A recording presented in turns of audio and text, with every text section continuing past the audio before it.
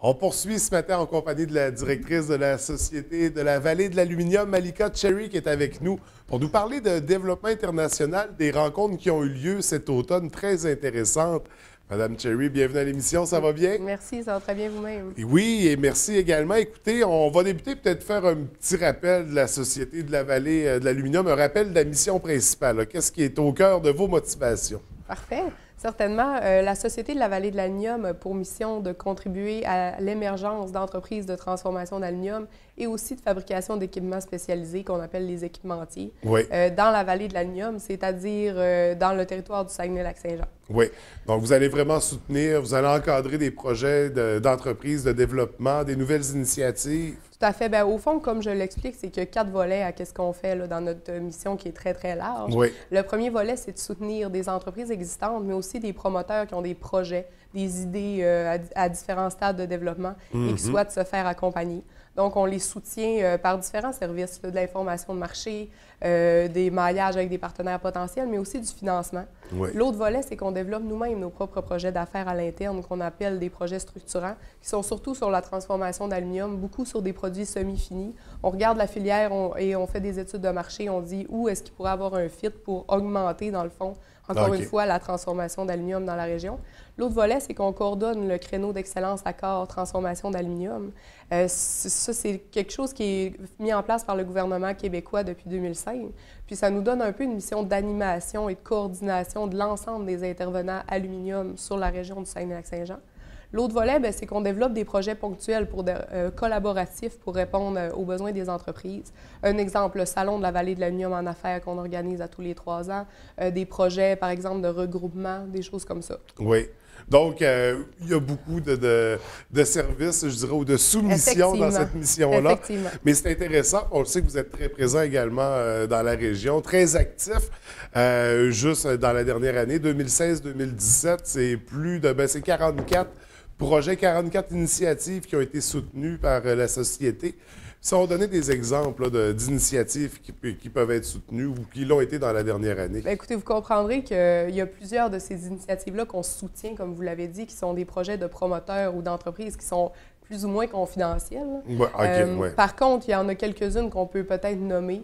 Il y a, par exemple, un projet sans nommer de nom là, qui va être pour fabriquer de l'aluminium haute pureté, qui va être annoncé prochainement. C'est un projet qu'on soutient. Puis, normalement, on les soutient sur plusieurs années, évidemment, avant qu'il y ait des annonces. Il y a le projet que vous avez entendu tout récemment de l'AIGOUT, qui était la pour micro-roulotte. La micro-roulotte, effectivement. C'est un exemple de projet qu'on a soutenu. Il y a un autre projet, c'est les valves à manchon en aluminium, qui permettent de changer le manchon sans avoir à démancher la valve de sur le conduit, si on veut. Donc, c'est des projets qui sont souvent des projets très innovants, beaucoup de bonnes idées dans la région à développer. C'est toutes sortes d'exemples de projets comme ça. Il y a d'autres projets qui sont dans des entreprises qui existent déjà, qui veulent, par exemple, convertir de l'acier vers l'aluminium ou développer carrément là, un nouveau projet pour faire un produit maison dans leur ligne. Donc, quand on parle d'initiative, là encore là, ça peut être développer une nouvelle expertise, un nouveau projet, un nouveau produit. Encore là, c'est très vaste, donc il peut y avoir plusieurs opportunités. 44 quand même dans la dernière année, c'est un nombre impressionnant. Vous avez participé cet automne à 2 rencontres particulières, en fait 2 événements majeurs sur la scène internationale.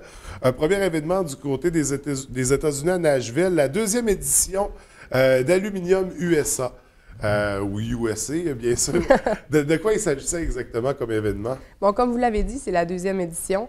Il y a eu une première édition qui était il y a 2 ans. Donc, c'est un salon qui est sans ligne pour être aux 2 ans. C'est organisé par Reed Exhibition, qui sont les mêmes qui organisent Aluminium Düsseldorf, qui est un des plus gros, les plus importants salons aluminium au monde après celui de la Chine. OK. Donc, c'est la 2e édition. C'est encore tout petit, relativement petit, si on veut. C'est vraiment un salon qui est ciblé aluminium et équipementier également. Donc, on retrouve toutes sortes d'entreprises qui sont là. Il y en avait à peu près 200 des entreprises présentes. Je veux dire, d'exposants présents d'un peu partout dans le monde, mais c'est sûr que c'était beaucoup Amérique du Nord, là, ce que j'ai vu pour le moment. Il y a aussi un petit volet conférence. On avait un kiosque qui était organisé par Export Québec, donc sous la bannière québécoise, avec la stratégie de développement de l'aluminium. Plusieurs entreprises qui avaient chacun leur petit comptoir à l'intérieur du gros kiosque. Donc voilà, c'est un salon qui sert principalement pour les entreprises à créer des partenariats, des maillages avec d'autres entreprises, mais aussi, évidemment, il y a toujours un objectif de créer des liens, soit vente, fournisseurs, clients, etc. Et d'ailleurs, j'imagine qu'on a pu établir des liens avec d'autres entreprises internationales. Comment ça s'est déroulé pour nous, cette aventure-là? Bon, bien, je pense que le Québec, premièrement, avait une place de choix à l'intérieur de ce salon-là. On avait un des plus importants kiosques. OK. Puis aussi, c'est qu'on est le seul... On était le seul État ou pays ou province, appelez-le comme vous voulez, là, à avoir son kiosque avec sa bannière, etc. Souvent, on voit les Chinois qui s'organisent comme ça, les gens de la Norvège, mais là, on était les seuls qui avaient fait ça. On a vraiment ressorti du lot, tout à fait. OK. Tout à fait. Puis dans le monde, comment on se positionne, le Québec ou le Saguenay-Lac-Saint-Jean, sur la scène de l'aluminium? Est-ce qu'on a un bon positionnement? Est-ce qu'on a l'attention tournée vers nous? Bien, tout à fait. Je vous dirais qu'on a un excellent positionnement sur la scène internationale, surtout pour ce qui est des équipementiers. Donc, au Québec, on a une bonne grappe de transformateurs d'aluminium, mais au niveau des équipementiers, vous savez, on développe cette expertise-là depuis pratiquement 100 ans, depuis les premières coulées d'aluminium que les équipementiers se développent. Donc, on a une expertise, puis plusieurs entreprises qui ont grossi pour former vraiment une grappe qui est assez impressionnante. C'est ce qu'on se rend compte en allant un petit peu partout dans le monde, que cette grappe-là est quand même assez unique. Donc, ces gens-là peuvent fournir des services à l'international qu'on ne peut pas trouver partout dans le monde à proximité des alumineries, parce que les autres alumineries sont relativement récentes comparées à ce que nous, on trouve ici. Là. Donc, on est un intervenant un peu indispensable là, sur la scène internationale. Bien, je dirais très facilitant pour les alumineries à travers le monde. On a beaucoup de transformations aussi, mais là-dessus, il y a des gens qui ont pris beaucoup d'avance sur nous, comme par exemple, si on regarde les marchés européens, je dirais qu'ils ont pratiquement 20 à 30 ans d'avance sur l'utilisation de l'aluminium en soi. Là. Mais nos expertises se situent ailleurs, heureusement. Un autre événement qui est arrivé un peu plus récemment, au début du mois de novembre, je crois, le Arabal, qui s'appelle Arab International Aluminium Conference. Il y a peut-être d'autres mots au travers de tout ça. Une rencontre qui avait lieu du côté du Moyen-Orient, c'est ça? Tout à fait. Ça, c'est un salon qui est organisé, dans le fond, par les alumineries du Moyen-Orient à chaque année. Puis, l'organisateur change à toutes les années. Donc, l'année passée, c'était Dubaï. Maintenant, cette année, c'était le Sohar Aluminium qui l'organisait à Oman. Donc, c'est un salon qui vise vraiment les équipementiers, celui-là. Il n'y a pas de transformateurs d'aluminium qui vont là. Bien, il y en a. Fait qu'on arrive là comme des vedettes, nous autres.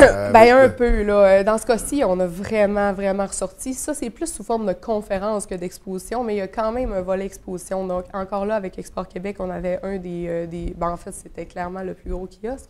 On avait une place de choix juste à la sortie de la salle de conférence. Puis, les alumineries avaient également leur kiosque à la même place que nous. Donc, c'est vraiment un salon qui était pertinent pour les équipementiers. Il y a eu beaucoup de gens, beaucoup de belles rencontres aussi avec Export, avec Développement économique Canada. Ils organisent des rencontres d'affaires personnalisées aussi. Donc, on a une petite salle de rencontres d'affaires. Puis, avec les gens auxquels ils ont des relations d'attraction qui appellent, ils organisent des rencontres avec les entreprises. Donc, ça, c'est très, très payant aussi pour les entreprises. Puis, c'est un salon qui est tout à fait pertinent. Puis, comme je vous dis, il est à toutes les années. Il devrait en avoir un l'année prochaine à peu près aux mêmes dates. Donc, ça, c'est définitivement un salon auquel on doit participer si c'est pour les équipementiers. Je comprends que ça s'est bien déroulé pour nous. Est-ce qu'il y a des projets, des relations, des choses qui vont découler de ces rencontres-là, de ces événements? Tout à fait. Bien, en fait, je vais le séparer un petit peu en deux parce que la mission qu'on va à des salons d'équipementiers peut être un petit peu différente aussi de celle qu'on va pour la transformation d'aluminium. Donc, par exemple, à celui d'Aluminium USA, l'idée, c'est premièrement de soutenir les entreprises qui y vont, vous l'aurez compris. Deuxièmement aussi, c'est que nous, comme je l'ai dit tout à l'heure, on développe aussi nos propres projets. Donc, l'idée, c'est d'aller trouver des nouvelles idées, premièrement, mais aussi de trouver des partenaires potentiels pour réaliser les projets, de faire avancer ceux qui sont déjà en cours. On en a actuellement à peu près 14 qui sont en cours. L'an dernier, on en a travaillé sur 11. Donc, l'idée, c'est de les faire avancer aussi en rencontrant toutes sortes de personnes, puis aussi en rencontrant d'autres organismes comme le nôtre qui font du développement économique spécialisé sur l'aluminium aussi. Donc, c'est d'échanger sur les bonnes pratiques, mais aussi d'étendre notre réseau un peu partout à travers le monde.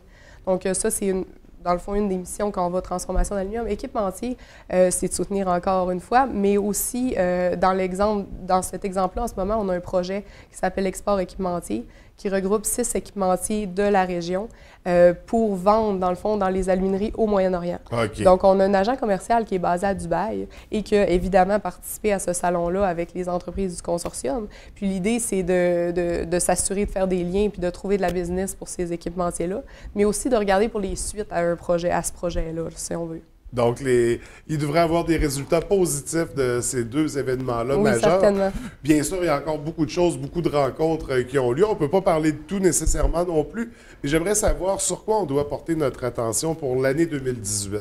Bon, pour l'année 2018, c'est sûr qu'on continue avec qu'est-ce qu'on avait déjà amorcé, donc poursuivre les projets majeurs. Oui. Puis c'est toujours la même chose, comme je vous ai dit, la mission, c'est de développer la transformation d'aluminium, les équipementiers. Pour ça, il faut travailler sur des projets.